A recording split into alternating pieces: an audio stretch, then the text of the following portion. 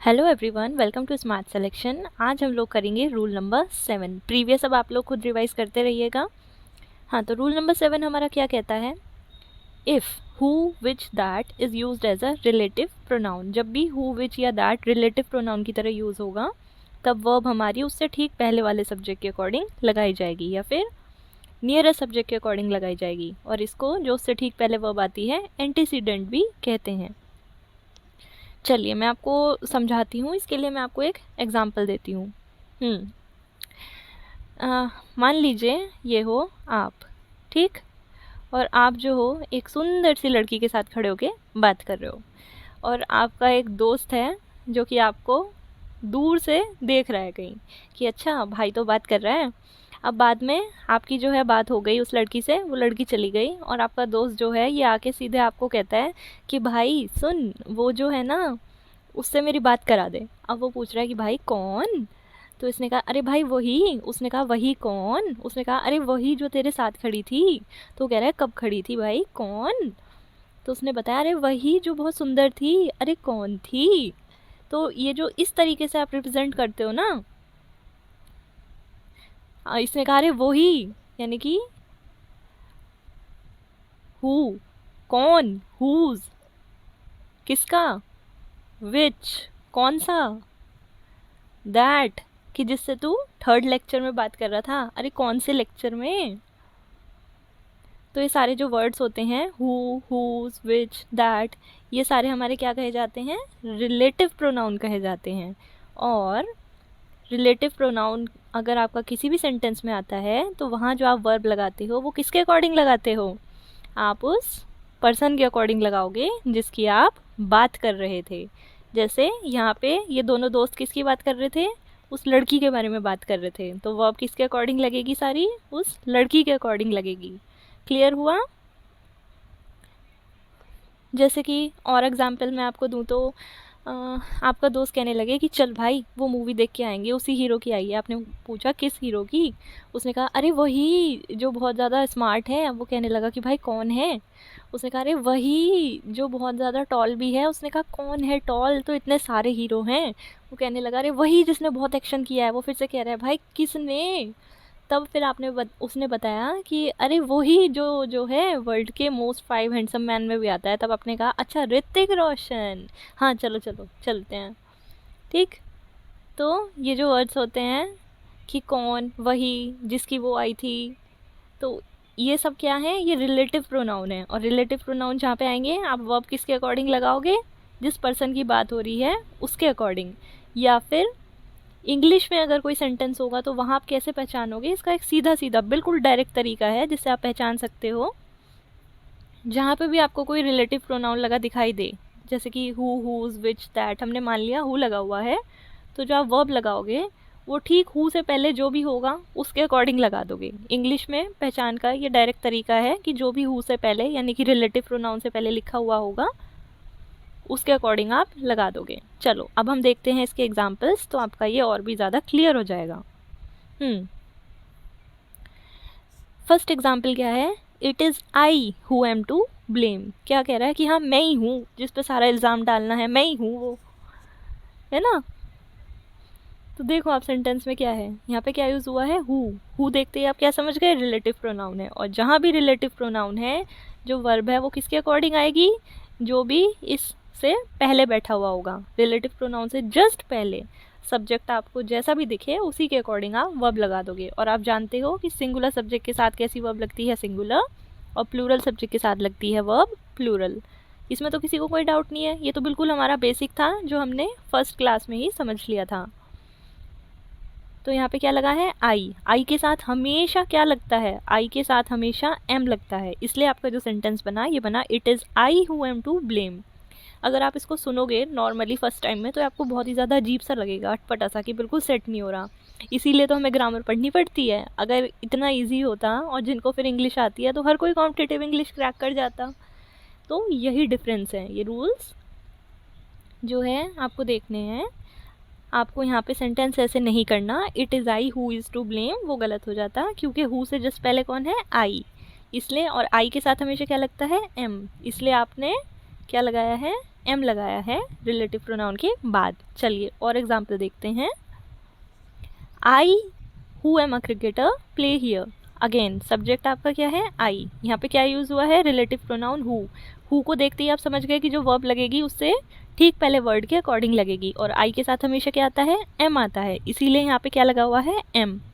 I who am a cricketer, मैं जो कि एक क्रिकेटर हूँ, प्ले हियर, यहाँ खेलता हूँ। Next example, I who am a captain will show you the way. अब कोई कहने लगे कि भाई मुझे नहीं आता ये ट्रिक कैसे करते हैं, तो आपको जवाब ऐसे मिला कि मैं जो कि एक कैप्टन हूँ वो तुम्हें दिखाएगा कैसे करते हैं। फिर से आपने देखा क्या है, हु कैसा है, रिलेटिव प्रोनाउन। देखते ही आप समझ गए कि जो वर्ब आएगी वो किसके अकॉर्डिंग आएगी, जो भी हु से ठीक पहले बैठा होगा। हु से पहले कौन बैठे हैं, आई भैया बैठे हैं, और आई के साथ हमेशा क्या लगता है, एम लगता है, इसलिए यहाँ पे क्या है, it is I who am captain. Next, the man who was sitting there is my father. वो आदमी जो कि वहाँ पे बैठा हुआ था वो मेरे पिताजी हैं। फिर से आपने देखा क्या आया है, हु को देखते ही आप समझ गए कि इसके बाद जो वर्ब लगेगी वो ठीक इससे पहले वाले सब्जेक्ट के अकॉर्डिंग लगेगी। सब्जेक्ट क्या है, मैन यानी एक आदमी यानी कैसा सब्जेक्ट है, सिंगुलर, और सिंगुलर सब्जेक्ट के साथ क्या लगती है, सिंगुलर वर्ब, इसलिए यहाँ पे क्या आया है, वॉज। आप देख रहे हो इसको, जैसे मैंने आपको हिंदी में एक्सप्लेन किया था समझने के लिए, उसके अकॉर्डिंग भी आप देखो। ये एग्जाम्पल देखो थर्ड वाला, the man who was sitting there. यहाँ पे दो लोग हैं आपस में बात कर रहे हैं, और ये किसी को बता रहा है कि वो जो आदमी वहाँ पे बैठा हुआ है वो मेरे पिताजी हैं। तो अगेन किसकी बात हो रही है, जिसके भी बारे में ये लोग डिस्कशन करते हैं कि वो आदमी, तो वर्ब हम हमेशा उसके अकॉर्डिंग लगाते हैं। जैसे कि यहाँ पे क्या था, वो लड़की, यहाँ पे ये लड़की थी ना, इसी तरीके से आप वर्ब किसके अकॉर्डिंग लगाते हो, जिसकी बात करते हो। आप इसे किसी भी तरीके से देख सकते हो। आई who am captain will show you the way. मैं जो कि कैप्टन हूँ, यहाँ पे किसकी बात कर रहा है, कैप्टन अपनी ही बात कर रहा है, कैप्टन अपनी ही बात कर रहा है, आई की बात कर रहा है, इसलिए आई के अकॉर्डिंग लगाई है हमने वर्ब एम। आई के अकॉर्डिंग वर्ब लगाई है एम। या फिर डायरेक्ट जो इंग्लिश का वे है वो कैसा है कि आपको हु से जस्ट पहले यहाँ पे जो भी होगा सब्जेक्ट उसके अकॉर्डिंग आप अपनी वर्ब लगा दोगे। बिल्कुल ईजी है, दो तरीके से मैंने आपको बता दिया, आपको जो पसंद आए आप उससे कर लीजिए। नेक्स्ट देखिए example, the boys who were regular performed very well. The boys, उसके बाद क्या है, हु देखते ही आप समझ गए कि जो आगे वर्ब लगेगी वो किसके अकॉर्डिंग लगेगी, जो हु से ठीक पहले बैठा होगा। हु से पहले कौन बैठा है, बॉयज़ यानी लड़के, लड़का नहीं, किसकी बात हुई है, लड़कों की बात हुई है, यानी कि कैसा सब्जेक्ट है, प्लूरल, और प्लूरल सब्जेक्ट के साथ क्या आती है, प्लूरल वर्ब, इसलिए यहाँ पे क्या है, वर ना कि वॉज। अगर होता the boy who was regular, कि जो लड़का रेगुलर आता था उसने सबसे बढ़िया परफॉर्म किया है, तो अगर होता लड़का तो कैसा होता, सिंगुलर सब्जेक्ट, उसके साथ क्या आती, सिंगुलर वर्ब, और तब हम क्या लगाते, वॉज लगाते तब हम। लेकिन अगर ये यहाँ पे वॉज देते तो वो गलत हो जाता। Next, the girl who was Indian stood first in the pageant. जैसे फैशन के होते हैं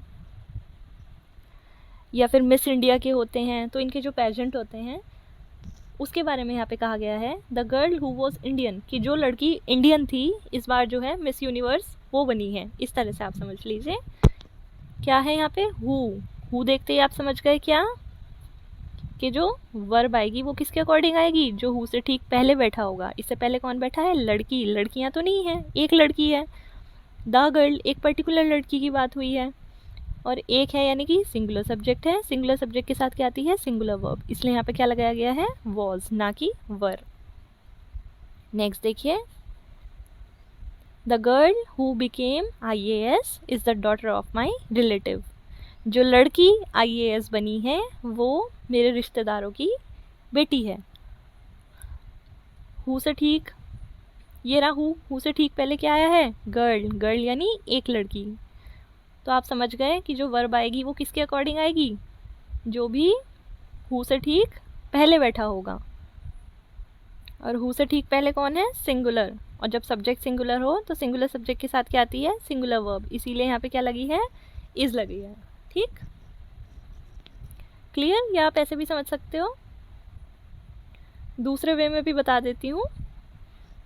जो लड़की आईएएस बनी है वो मेरे रिश्तेदारों की बेटी है। किसकी बात कर रहे हो आप? उस लड़की की, यानी कि वर्ब किसके अकॉर्डिंग लगेगी? उस लड़की के अकॉर्डिंग लगेगी। जैसे कि यहाँ हमने समझा था, जिसके बारे में बात होती है उसके अकॉर्डिंग आप लगाते हो जब भी आपको ये हु, विच, हुम, हुज यानी कि रिलेटिव प्रोनाउन दिखाई देते हैं। या तो आप ऐसे समझ लीजिए कि इससे जस्ट पहले जो वर्ड आएगा उसके अकॉर्डिंग लगानी है, या ऐसे समझ लीजिए कि जिसके बारे में बात होगी उसके अकॉर्डिंग लगानी है। एक ही बात है, ठीक? क्योंकि हु वगैरह से पहले जो वर्ड आता है ये वही आता है जिसके बारे में बात होती है।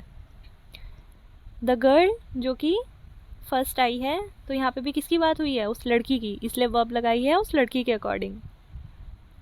नेक्स्ट यहाँ क्या था? द बॉयज़, यहाँ पे किसकी बात हुई थी? उन लड़कों की जिन्होंने बहुत अच्छा परफॉर्म किया, तो यानी कि उन लड़कों की जो कि प्लूरल है उनकी बात हुई है, इसलिए वर्ब भी कैसी आई? प्लूरल। और एग्जाम्पल देखिए, covid which was thought to be under control has spread again. Covid जिसके बारे में सबने सोचा था कि अब वो अंडर कंट्रोल है, वो फिर से फैल रहा है, ठीक?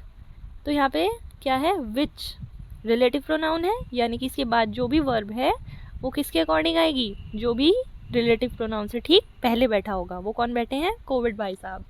और कोविड भाई साहब एक वायरस है ना, एक वायरस है ना ये, यानी कि कैसा है? सिंगुलर। या फिर आप कह सकते हो जैसे कोई भी एक डिजीज़ होती है, कोई एक बीमारी होती है, या कोई एक वायरस होता है, कुछ भी है, एक है ना, तो यानी कि कैसा है? Singular subject. सिंगुलर सब्जेक्ट के साथ क्या आती है? Singular verb. इसने यहाँ पे क्या है? वॉज, इसलिए आपने यहाँ पे वर्ब नहीं लगाया। Next, boys who have done this will be punished. जिन लड़कों ने ये काम किया है उनको सज़ा मिलेगी, ये सेंटेंस का मतलब है। हु, अब क्योंकि यहाँ पे भी नहीं पता कि किसने किया है, तो कैसे कहा है कि बॉयज़, जिन भी लड़कों ने ये काम किया है, जिन भी। आपने फिर देखा हु आया है, तो आप समझ गए कि जो वर्ब आएगी इसके बाद वो किसके अकॉर्डिंग आएगी? जो भी इससे ठीक पहले बैठा होगा। और इससे पहले क्या बैठा है? लड़का या लड़के? कौन बैठे हैं? लड़के, यानी कि बॉयज़। तो ये कैसा सब्जेक्ट है? प्लूरल। और प्लूरल सब्जेक्ट के साथ क्या आती है? Plural verb. इसलिए यहाँ पे क्या लगाया गया है? हैव। यहाँ पे हैज़ नहीं आएगा। अगर आपको यहाँ पे हैज़ देता तो आप समझ जाते कि यही एरर है और हम उसको करेक्ट करते। Next, the girl who left the exam is absent today. वो लड़की जिसने पेपर छोड़ दिया था वो आज एब्सेंट है, आज भी नहीं आई। अब यहाँ पे भी लड़की का नाम तो नहीं पता, कि इसी तरीके से करके बोला गया है कि वो लड़की जिसने पेपर छोड़ दिया था, यानी कि हु। आप हु को देखते ही समझ गए रिलेटिव प्रोनाउन है, तो यानी कि इसके बाद जो भी वर्ब आएगी वो किसके अकॉर्डिंग आएगी? जो भी इससे हु से ठीक पहले लगा होगा। इससे पहले क्या लगा है? The girl. द गर्ल यानी एक पर्टिकुलर लड़की की बात हो रही है। गर्ल्स तो नहीं कहा, लड़कियां थोड़ी ना है, क्या कहा है? गर्ल, यानी कि सिंगुलर सब्जेक्ट है, और सिंगुलर सब्जेक्ट के साथ में हमेशा सिंगुलर वर्ब आती है, इसलिए यहाँ पे क्या लगा है? इज़। यहाँ पे आर नहीं लग सकता। ये क्लियर? इन एग्जाम्पल्स को देख लीजिए अच्छे से। क्या है हमारा रूल? जब भी कोई रिलेटिव प्रोनाउन आएगा तो उससे ठीक पहले जो वर्ड होगा उसके अकॉर्डिंग हम अपनी वर्ब लगाते हैं। जब भी कोई रिलेटिव प्रोनाउन आएगा, हु, विच, दैट, हुज, हुम, कुछ भी, तो जो भी वर्ब लगेगी वो किसके अकॉर्डिंग लगेगी? जो भी इनसे ठीक पहले बैठा होगा, आप उसके अकॉर्डिंग लगाओगे। तो और एग्जाम्पल देखते हैं। क्या कहा गया है? The factors that contribute to his success are patience and persistence. Patience कहते हैं शांति रखने को, और परसिस्टेंस यानी कि लगातार काम में लगे रहना। अब देखो यहाँ पे क्या यूज़ हुआ है? दैट यूज़ हुआ है। वो फैक्टर्स जो कि, जिसकी वजह से वो सक्सेस हुआ है, किसकी वजह से? तो क्या यूज़ हुआ है? रिलेटिव प्रोनाउन फिर से। और जहाँ भी आपको रिलेटिव प्रोनाउन दिख गया, आप क्या समझोगे कि उसके बाद जो वर्ब है वो किसके अकॉर्डिंग आएगी? जो भी इससे ठीक पहले बैठा होगा। पहले कौन बैठे हैं? फैक्टर्स बैठे हैं। एक नहीं है, फैक्टर नहीं कहा है, फैक्टर्स कहा है, यानी कि कैसा है? प्लूरल है, और प्लूरल के साथ प्लूरल ही वर्ब आती है, इसलिए यहाँ पे क्या है? कंट्रीब्यूट। अगर सिंगुलर होता, अगर कहता द फैक्टर, तो फिर सिंगुलर ही वर्ब आती। क्यों? क्योंकि सिंगुलर सब्जेक्ट के साथ सिंगुलर वर्ब आती है। अगर आपको दिखाई देता फैक्टर, तो हम क्या लिखते? कॉन्ट्रीब्यूट्स, SEIS लगाते फिर हम। Next, I am not one of those who will trust every one whom they meet. यहाँ पे देखो फिर क्या कहा गया है कि मैं उनमें से एक नहीं हूँ। किन में से एक नहीं हूँ? जैसे कि आपको याद होगा कि जब वी मेट में एक सीन था कि जब करीना कपूर का जो है उसका सामान ट्रेन में छूट गया था और उसकी ट्रेन भी छूट गई थी और वो स्टेशन पे वहाँ से बाहर आती है और वो थोड़ी गलत जगह खड़ी हो जाती है, तो फिर उससे वो वहाँ पे कोई लड़का आके उसको पूछता है कि चलो, वो कहती है कि फिर वो थोड़ा इधर उधर देखती है और फिर कहती है कि नहीं मैं वो नहीं हूँ। फिर वो कहता है कि कौन नहीं हो? कि अरे मैं वही नहीं हूँ। कि वही कौन? कि वही। तो उसी तरीके से ये सेंटेंस भी कहा गया है कि मैं उनमें से नहीं हूँ, I am not one of those. किन में से? Who will trust every one whom they meet, कि जिससे भी वो लोग मिलते हैं उन्हीं पे भरोसा कर लेते हैं। फिर से आपने देखा रिलेटिव प्रोनाउन आया है एक, ये एक रिलेटिव प्रोनाउन है, आर फॉर रिलेटिव प्रोनाउन। एक रिलेटिव प्रोनाउन आया है हु, तो आप एकदम क्या समझ जाओगे कि इसके बाद जो भी वर्ब आएगी या कुछ भी आएगा वो किसके अकॉर्डिंग आएगा? इस सेंटेंस में जो भी इससे ठीक पहले बैठा होगा। पहले क्या बैठा है? दोज। दोज यानी वो लोग, वो सब लोग। और ये कैसा है? प्लूरल है, और प्लूरल के साथ क्या आती है? प्लूरल वर्ब ही आती है। इसीलिए यहाँ पे मीट आया है, मीट्स नहीं आया। और साथ ही साथ ये भी आप ध्यान दो, यहाँ पे क्या आया है? दे। क्यों? क्योंकि किसकी बात हुई है? दोज। मैं उनमें से नहीं हूँ जो कि जिनसे भी मिलता है उन पर भरोसा कर लेता है। यहाँ पे आप आई नहीं लगाओगे। अगर आपने यहाँ आई लगा दिया तो गलत हो जाएगा। whom आई मीट गलत है। क्या सही है? whom they meet. क्यों? क्योंकि यहाँ पे दोज लगा है। तो आपका जो पूरा सेंटेंस है वो प्लूरल के अकॉर्डिंग ही चलेगा। नेक्स्ट देखिए, she is one of the noblest women who have ever lived on earth. ये अगेन इसी की तरह सेम है। She is one of the noblest women, वो जो थी वो जो है उन सभी नोबलेस्ट वुमेन में से एक है जो कि अर्थ पे रही हैं। अगेन क्या हुआ है? हु का यूज़ हुआ है, और हु को देखते आप समझ गए रिलेटिव प्रोनाउन है, यानी कि वर्ब जो भी आएगी वो किसके अकॉर्डिंग आएगी? जो इस रिलेटिव प्रोनाउन से ठीक पहले बैठा होगा। हु से पहले कौन बैठा है? वुमेन। वुमेन यानी औरतें, और औरतें कैसा है? प्लूरल, इसलिए वर्ब भी कैसी आएगी? प्लूरल। इसीलिए यहाँ पे क्या आया है? हैव, ना कि हैज़। Clear to everyone?